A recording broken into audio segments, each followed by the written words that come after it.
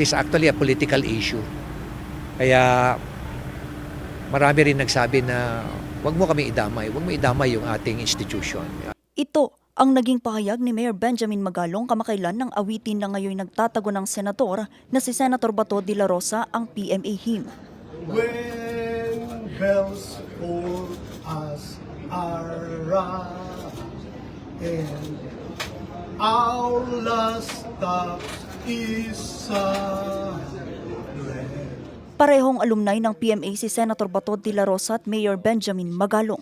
Gayunpaman, isa si Baguio City Mayor Benjamin Magalong sa mga komisyon sa 6 na buwan na pagkawala ni Senator Bato sa Senado at ngayon pagtatago nito sa batas. Kasamang 71 pang mga alkalde na miyembro ng Mayors for Good Governance, isang pahayag ang kanilang inilabas kahapon May 25. Anila isang malaking insulto ang matagal na pagkawala ni Senator Bato sa milyong-milyong Pilipino na nagsisikap at nagtitiis para maitawid ang sarili at pamilya. Pinatutsadahan din nilang nakaupo pang senador na huwag gawing kanlungan ng absentism at pagtatakipan ang Senado. Itinuturing na ngayong pugante si Senator Bato de la Rosa matapos ilabas ng Korte Suprema ang desisyon sa pagbasura sa Temporary Restraining Order o Status Quo Ante-Order ng kampo ni de la Rosa. Si Senator Bato huling namataan noong May 14 kasama si Senator Robin Padilla. Itinuturing siya ngayong person of interest ng NBI. Marami talagang pumapasok na mga leads ngayon now that he is considered fugitive from justice. So pakiusap na lang naman namin yung wag nang magdagdag pa kung mali naman yung impormasyon na ibibigay. Kasi nakakabigat pa sa manpower ng law enforcement. At saka pagka nalaman namin na sinasadya na ganyan, you have also responsibility under the law, no? Being declared na fugitive from justice, may mga corresponding na pag tumulong ka, if you're aiding and abetting somebody who's fugitive from justice, may obstruction of justice na yan, may harboring na criminal. So, tataka din po ako sapagkat marami po sa mga tanong sa ating ibinabato.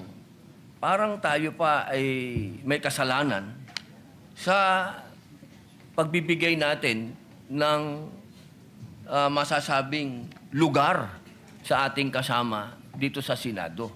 Samantalang meron naman po tayong adopted resolution number 44. Ako po'y nagtataka talaga bakit ang mga tanong ay para bang tayo ay harboring kagad ng kriminal. Isang pahayag din ang inilabas ng may bahay ni Senator de la Rosa matapos ang desisyon ng Korte Suprema. Nakiusap siya na dapat sa bansa litisin ang kaso ng kanyang mister at hindi na dapat pang maulit na maipadala ang isa pang Pilipino sa The Hague.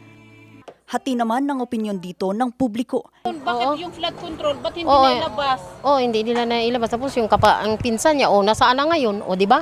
Ang mga tao nga nakakatulong, yun ang ginatira nila, kagaya ni Marcolita. Di ba? Nakakatulong sila yan. Bakit yung mga iba dyan, hindi nila inaano yan? Ginatawag nito, ginaanhan ng pansin. Kagaya yung ang daming mga buhaya sa Senado. Sabihin niya ang side niya.